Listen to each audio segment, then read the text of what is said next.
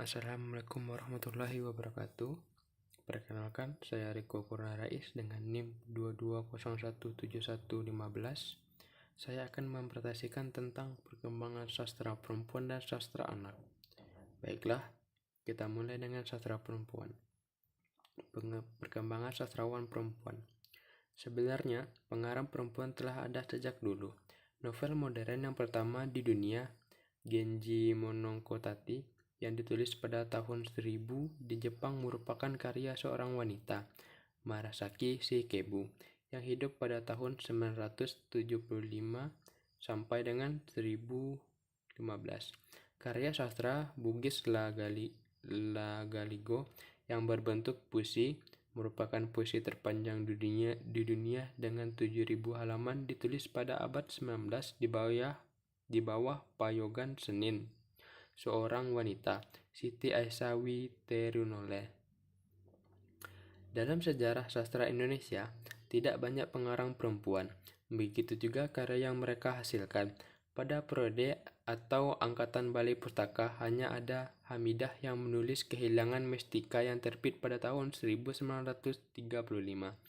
Nama lain dari Fatimah Hasan de Lattes ini dilahirkan pada tanggal 8 Juni tahun 1914 di Palembang.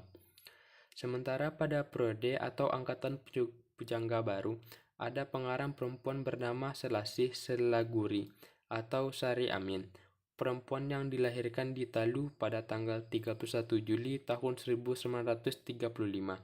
Karya-karyanya diantaranya yaitu Kalau Tak Untung yang diterbitkan pada tahun 1927, Pengaruh Keadaan merupakan sebuah novel yang terbit pada tahun 1937.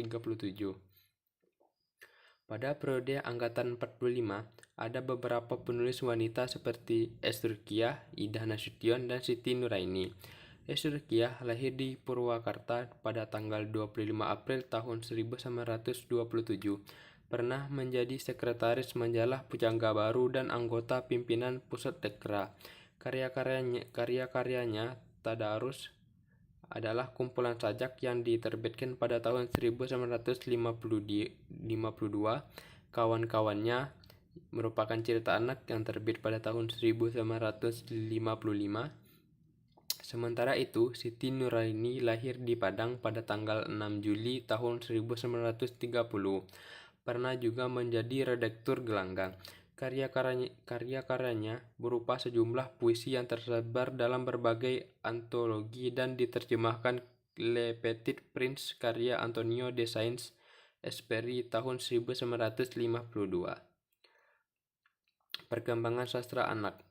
Sastra anak merupakan salah satu cabang sastra dari beberapa jenis sastra lainnya, seperti sastra lisan dan sastra tulis.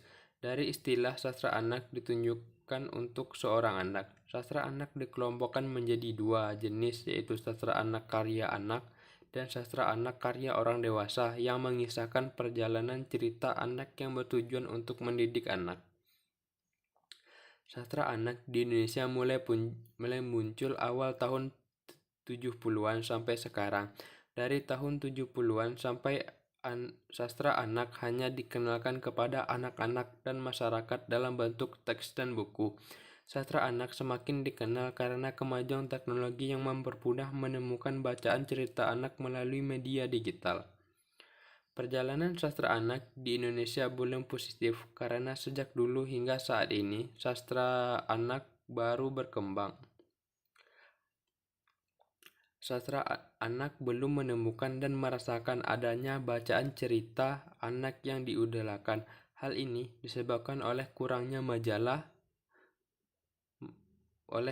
majalah yang membuat cerita anak, surat kabar yang membuat cerita anak, buku cerita anak, dan novel anak yang beredar di Indonesia.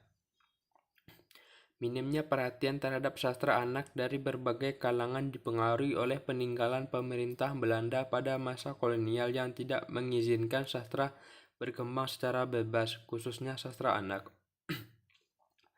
Ada penilaian yang diwarisi Belanda dari anak-anak jajahannya, yaitu bahwa dunia anak-anak bukanlah bagian penting dari peradaban budaya yang ada di masyarakat. Peninggalan Belanda sangat erat kaitannya dengan Indonesia walaupun Indonesia sudah merdeka, tetapi mentalitas tidak berubah. Baiklah, terima kasih dari saya. Mohon maaf apabila ada salah kata. Sekian.